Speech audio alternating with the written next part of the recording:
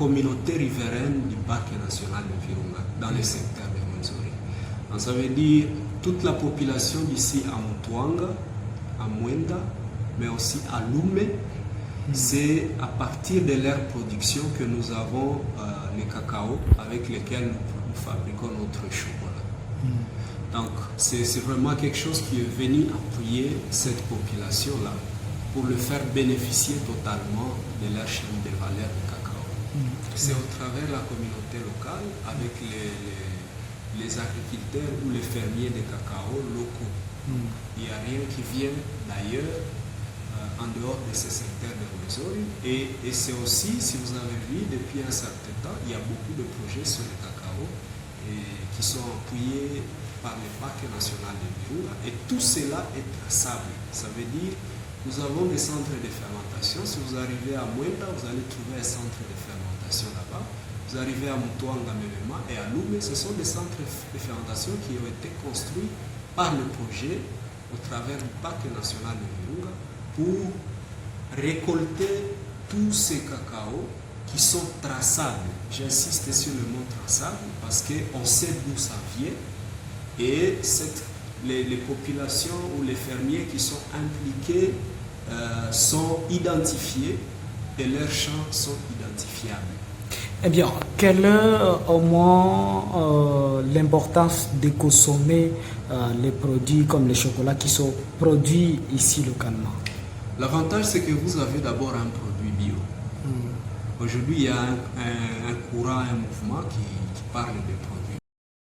Twanga commence à trouver à cette production du chocolat un aliment de valeur et s'approprier cet aliment. Et aujourd'hui, c'est aussi une fierté de voir qu'un agriculteur de Mutwanga qui s'est dit que je dois au moins chaque mois consommer de ma production. C'est vraiment, le chocolat, c'est vraiment la production même de ce champ. Quels sont peut-être les bienfaits du chocolat? Le chocolat a plusieurs bienfaits.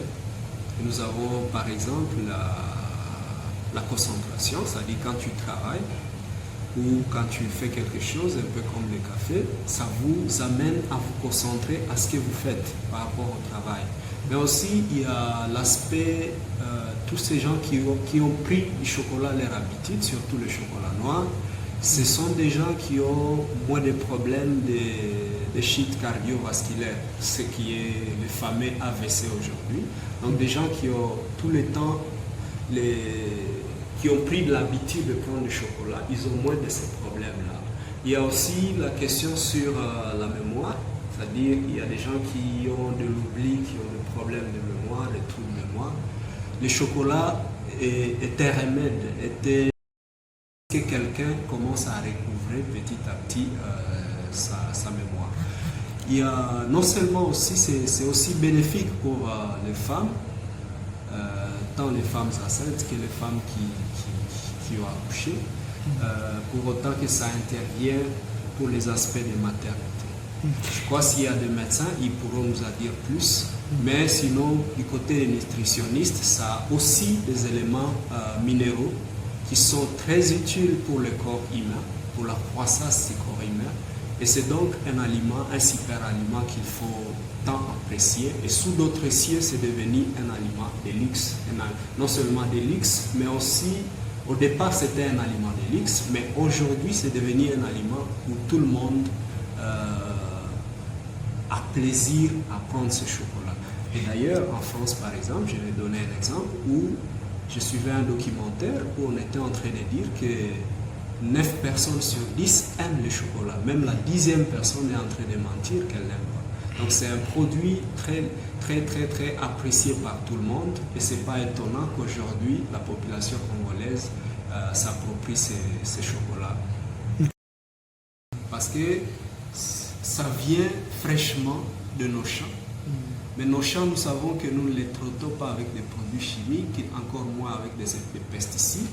Ce sont donc des champs qui sont purement bio, dont la croissance des produits sont bio. Et vous avez donc un chocolat qui est bio et qui vous permet d'avoir une bonne santé. Ce n'est pas comme des produits qui viennent de l'extérieur viennent de la Chine ou je ne sais pas d'où.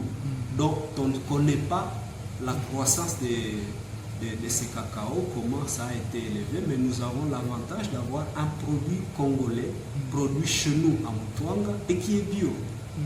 Alors, quant à ça, vous pourrez avoir quel message surtout à la population? La population de Mutuanga, la population de Boulongo, de Lumé, de tous les secteurs de Rwenzori, du territoire de Beni, je les appelle à prendre leurs produits. Moi, j'ai toujours dit que c'est notre produit, nous, la population locale, et nous devons accourir vers ces produits-là pour le valoriser. Et aussi, en le valorisant, c'est notre fermiers, nos parents fermiers, nos frères fermiers qui en profitent. Parce que lorsque vous consommez plus, on achète aussi beaucoup plus ce cacao. Et donc, c'est gagnant-gagnant. C'est pourquoi nous appelons ce projet un double happiness. C'est un mot anglais qui veut dire le double bonheur. Ça veut dire lorsque vous consommez notre tablette de chocolat, vous vous faites du bien parce que quand tu consommes le chocolat avec tous les bienfaits que je vous ai tracés, vous vous faites du bien, mais aussi vous faites du bien à l'agriculteur qui a planté ce cacao parce qu'on va lui acheter le cacao, mais aussi ça va dans les efforts aussi la conservation du parc national de Virunga. Donc vous pouvez conserver votre parc national de Virunga en consommant notre produit et c'est gagnant-gagnant et ça fait du bien. Et c'est ce que nous appelons le double happiness, le double happiness. Merci, pouvez-vous nous rappeler la présentation? Le nom c'est Roger, ingénieur Roger Marora. Je suis responsable qualité ici au sein de Virunga Chocolat et j'interviens aussi dans la recherche et développement de nouveaux produits